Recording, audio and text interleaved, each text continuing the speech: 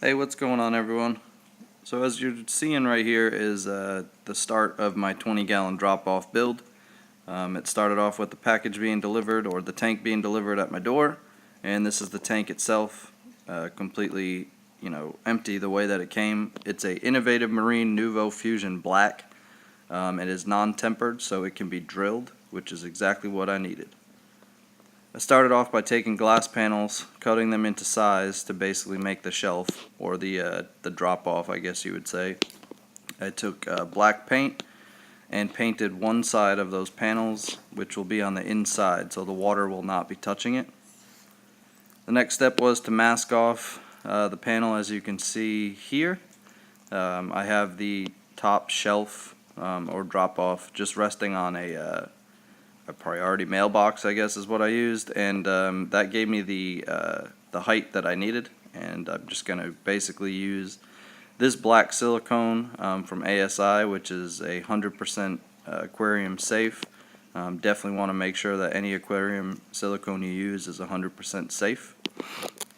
This is basically just showing myself siliconing that panel in.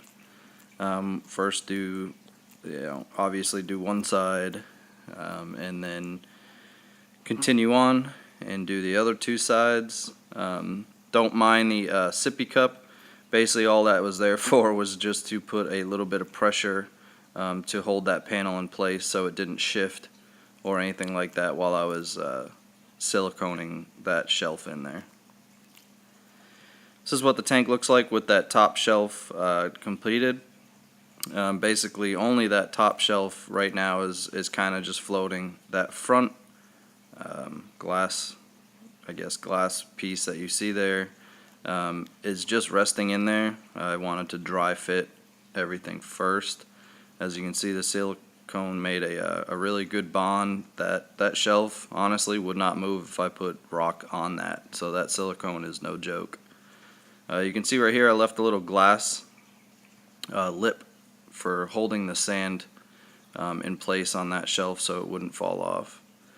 Next step is to glue or silicone the shelf going upward, starting with one side, obviously going across the bottom, basically just repeating the same steps that we just followed on the top shelf.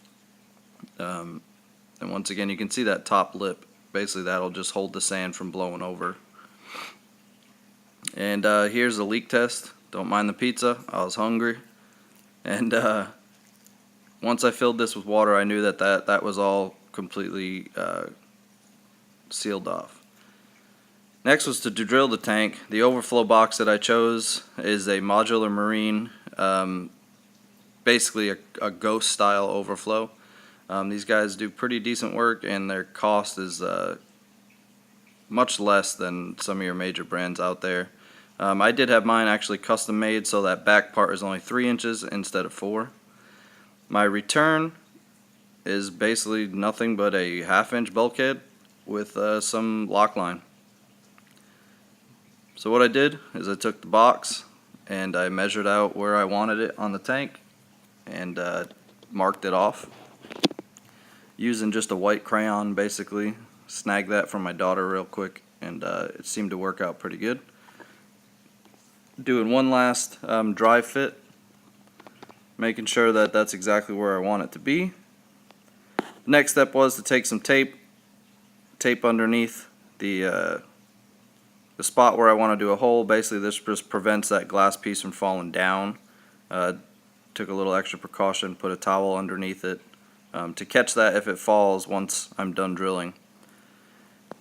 If none of you really know how to drill a tank, it's pretty simple.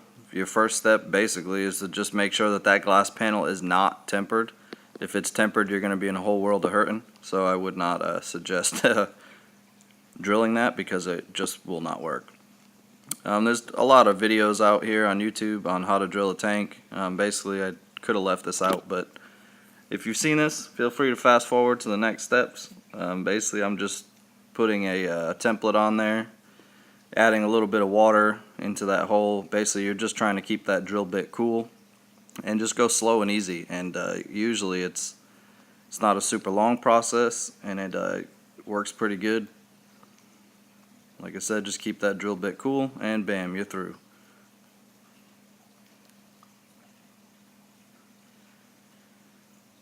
And here's the piece. Basically, the tape did its job, held it there, and there's your whole piece. Just take a rag, wipe off the water, clean it all up, and basically do the same steps for your return. There's not much to it. Like I said, just go slow and do whatever you can to keep that drill bit nice and cool. Once that was all done, I just took a little piece of sandpapered it down a little bit just to get all the burrs off, so it's not sharp and gonna stab you. Next part was this tank actually came with a smoked back, so it wasn't actually completed black. You could actually still kind of see through it. I didn't want that, so I masked off the sides, busted out some more Rust-Oleum, and went on my way to paint the back of the tank. Pretty much, as long as it's a paint that'll bond somewhat to glass, no paint is really going to be unbelievably scratch proof. Just get something that works well. Here's the tank and the holes in the back all finished. As you can see, there's my drain line and there's my return line. This is with all the panels put in there. And I did put a PVC pipe in the middle. I don't know if you can see that underneath that shelf, just as some added support. Take your gasket, put it on your inside of your overflow, and put that through the back, and basically put your nut on, and repeat the process with your return line. Very simple. This is not hard at all. Do finger tight, and then maybe like a quarter turn with a little bit of a wrench just for added pressure. Next was to mask out the outside to basically so you don't see all that nasty silicone and whatnot. So basically I cut that down to size, and I chose to use vinyl here. It's super thin, but it's a permanent type vinyl. I mean, it can be peeled off if you really needed to, but it's sticky as hell. So I did this basically just because painting, like I said, painting glass is tricky unless you really, I don't even know what kind of paint. I know Krylon Fusion works. People have had success with that, but I was just still wary of it, scratching when working on the tank. So I chose to go with vinyl. So if this ever did get nasty or whatnot, I could heat it up a little bit with a hairdryer, peel it off, cut a new piece, and put it back on. So this is the side panel. Then I just take a razor blade, I trim off the edges, trim off the bottom, and basically get it nice and close to the tank. And this is what the completed drop-off build looks like. All in all, it was a lot of fun. Took some careful planning, some trial and error, as most DIY projects do.